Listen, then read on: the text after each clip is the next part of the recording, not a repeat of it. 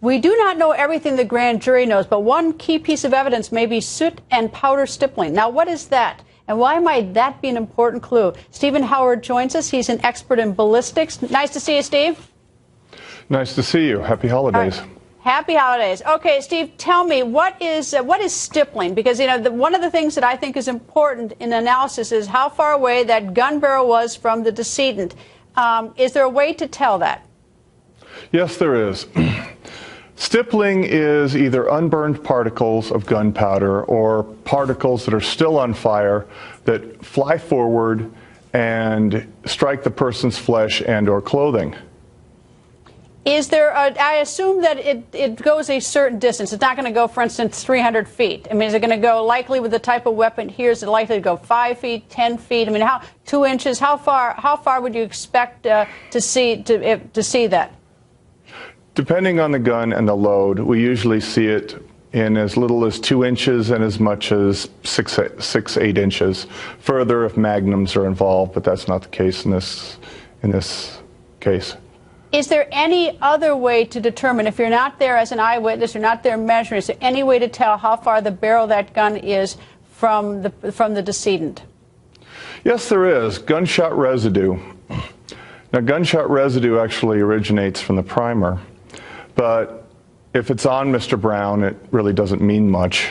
But if it's not on Mr. Brown, that means that the officer and Mr. Brown were several feet apart, if not several yards apart. All right. But that would not be in the autopsy report. That would be in the lab reports. Okay, and that would be after you do an analysis of the clothing that the decedent was wearing at the time of the shooting. Is that right? That's right. Okay, so and it can be as far away as what? Because that, you know, when a police officer is talking about reasonable fear, reasonable expectation of fear, or self-defense, obviously the distance between the decedent and the end of the barrel becomes important. So how far out would you expect to find gunpowder or not? I mean, where's the cutoff? That's hard to tell, and there's no clear cutoff. If the wind's blowing in my face, it could be a foot, a little more. If it's blowing towards my target, it could be 50 feet. But if there's none at all on him, then they were obviously several feet apart.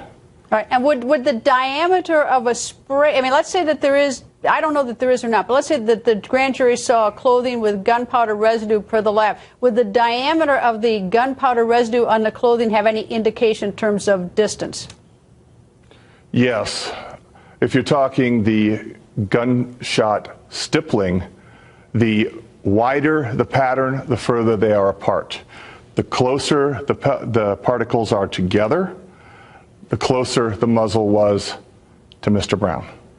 And of course, this is just one small piece of evidence that we would expect that the grand jury might have seen, right? I mean, it's in a typical investigation where they're thorough, they may put that kind of information to sort of help corroborate other testimony, right?